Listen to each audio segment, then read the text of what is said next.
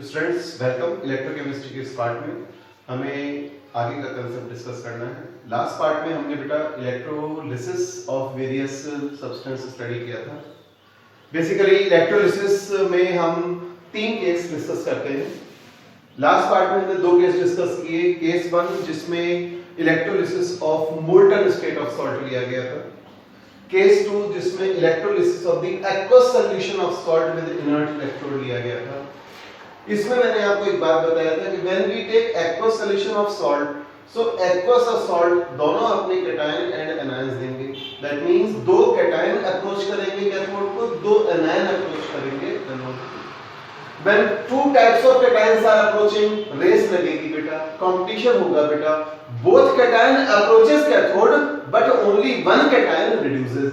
Which cation reduces? इसका decision बेटा ये रहा, टेंडेंसी टू गेट रिड्यूस जिसकी ज्यादा वो रिड्यूस होगा, दूसरा रिड्यूस नहीं होगा। How do we decide? हमने लास्ट पार्ट में भी बताया था। Let us decide once again.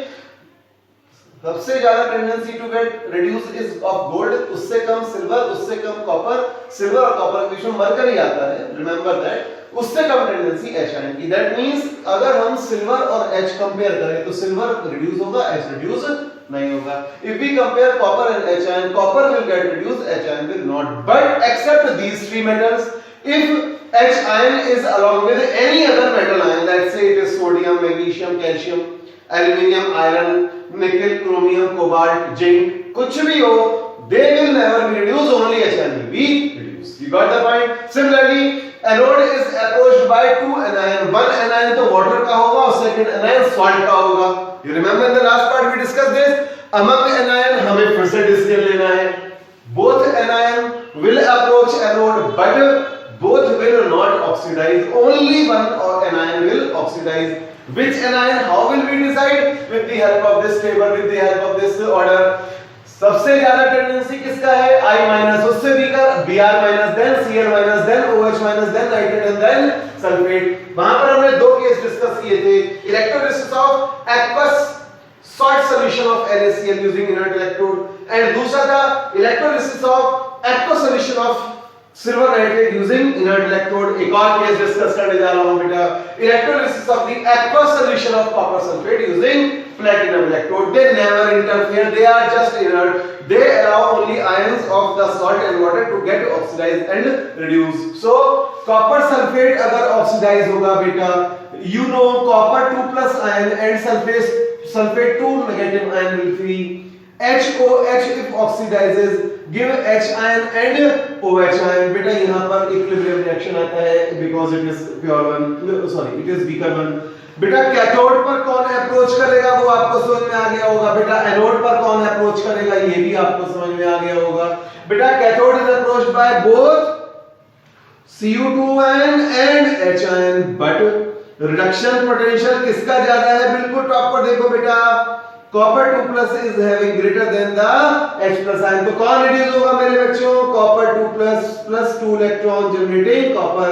So product of the electrolysis of aqueous copper sulphate using platinum electrode, number 1 cathode पर मिलेगा कॉपर, क्योंकि इसकी रिडक्शन टेंडेंसी ज्यादा है। एनोड पर both anion will approach, both SO4 minus and OH minus are attracted, but you remember oxidation potential of किसका ज्यादा है बेटा? OH का। Look at the sleeves, OH has more than that of sulfate. So OH has more oxidizing power, therefore sulfate undergo oxidation. OH undergo oxidation, sulfate will not. And the oxidation of OH we have already discussed बच्चों. This is the result. Is that you got my point of view? 4OH lost 4 electron, हमारे पास 4O आ गए और 4H आ गए। बेटा सबसे पहले तो ये 2 ऑक्सीजन को एज O2 निकाल दो।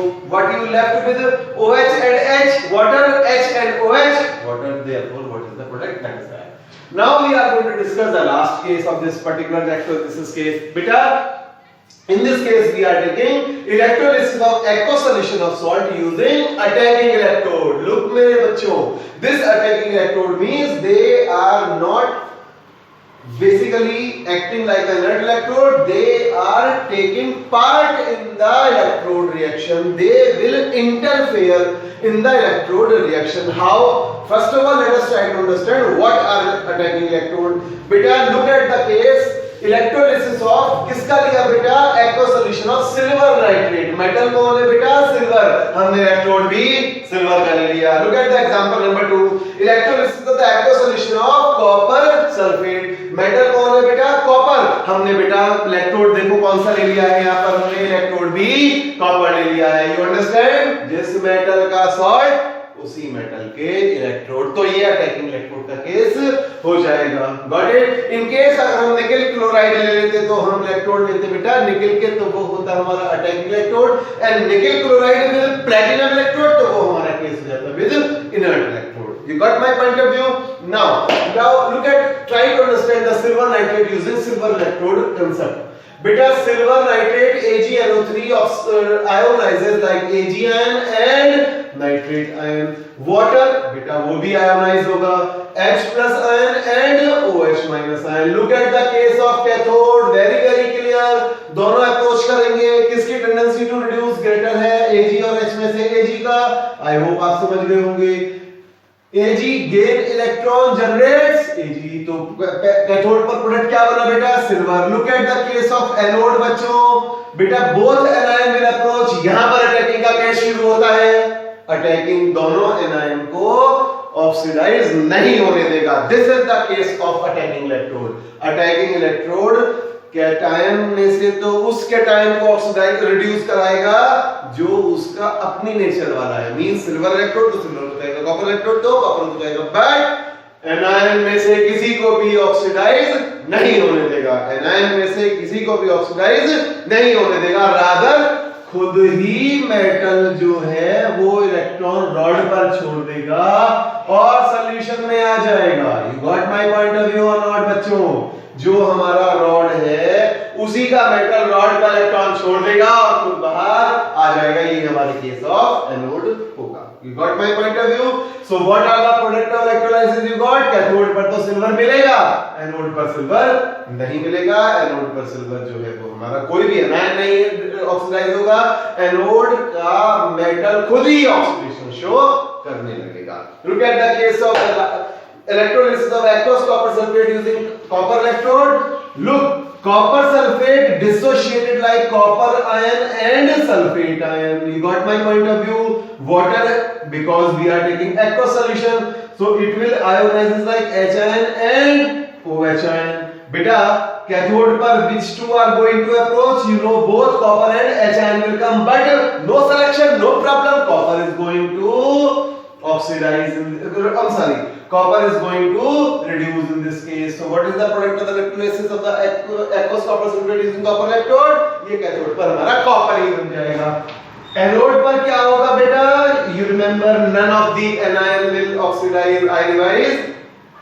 अगर अटैकिंग इलेक्ट्रोड में कोई भी एनायन ऑक्सीडाइज नहीं होगा. रादर मेटल का अपना एटम खुद ही ऑक्सीडाइज हो जाएगा. सो यहां पर आप इसको ऐसे भी कर सकते हैं मेरे बेटे कि ऊपर वाली इक्वेशन को आप पलट कर लिखें. You got my point of view? Is that clear? That was total all about your product of the electrolysis. Practice at your home. Next part में हम फैराडेज लॉ डिस्कस करेंगे. Thank you very much.